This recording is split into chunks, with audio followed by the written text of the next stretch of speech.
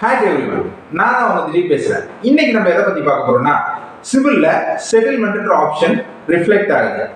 இதனால் எனக்கு என்ன பாதிப்பு ஏற்படும், இதை எப்படி சரி செய்யணும் அப்படின்றத பத்தி இந்த வீடியோல பார்க்க போறோம். சரி, அது சிவில் செட்டில்மெண்ட் அப்படின்னு பாத்தீங்கன்னா என்னது அப்படின்னு பாத்தீங்கன்னா, நான் ஒரு வங்கிக்கு சென்றிருக்கிறேன். நான் ஒரு வங்கியில் கடன் பெற்றுவிட்டேன். அந்த வங்கியிலிருந்து கடன் பெற்று சிறிது காலம் சரியாக கட்டிட்டேன். ஏதோ ஒரு தவிர்க்க முடியாத சூழ்நிலையின் காரணமாக என்னால் அந்த கடனை மறுபடியும் வங்கிக்கு திருப்பி செலுத்த முடியவில்லை. இதன் காரணமாக வங்கி என்னிடம் அணுகுகிறது.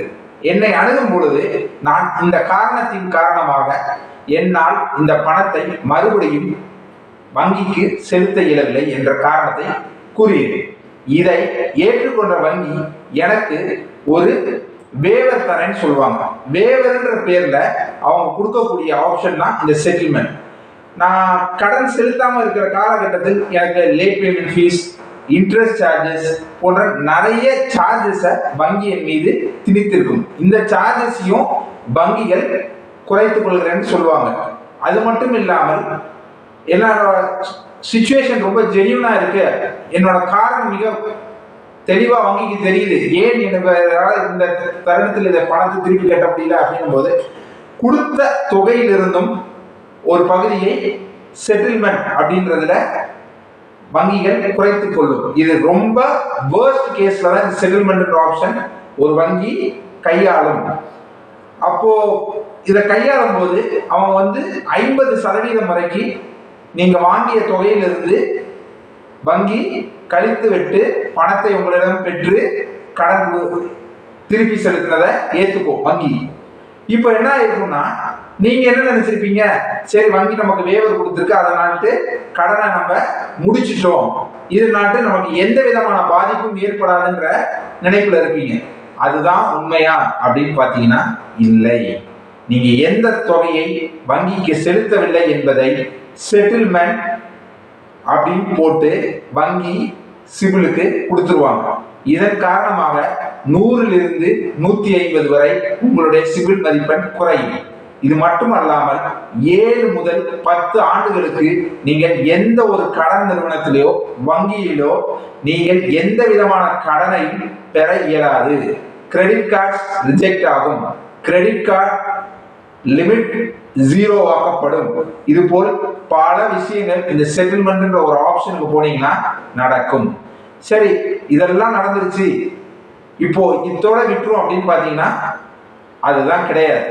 நீங்க 10 ஆண்டு கழிச்சு நீங்க திருப்பியும் லோன் அப்ளை பண்றீங்க அப்படின்னும் போது வங்கிகள் இதை பார்த்துவிடும். நீங்க இந்த செட்டில்மெண்ட் போயிருக்கீங்கன்றது உங்க சிபில் ரிப்போர்ட்ல கொடுத்துருக்க மாதிரியே போயிடும் வங்கிக்கு. அவங்க பார்த்த உடனே செட்டில்மெண்ட் போயிருந்தா லோனை ரிஜெக்ட் பண்ணிடுவாங்க. இப்ப இதை எப்படிதான் சரி பண்றது அப்படின்னு பாத்தீங்கன்னா, நீங்க எந்த வங்கியில் கடன் வாங்கினீங்களோ, எந்த வங்கியில் இந்த செட்டில்மெண்ட் ஆப்ஷன் எடுத்தீங்களோ அந்த வங்கியையோ இல்ல வங்கி சாரா கடன் நிறுவனத்தை தான் போய் அணுகணும். அவங்கள போய் அணுகும் போது இதற்கான காரணத்தை அவங்க கேட்பாங்க, ஏன் இப்போ வந்திருக்கீங்க அப்படின்னு.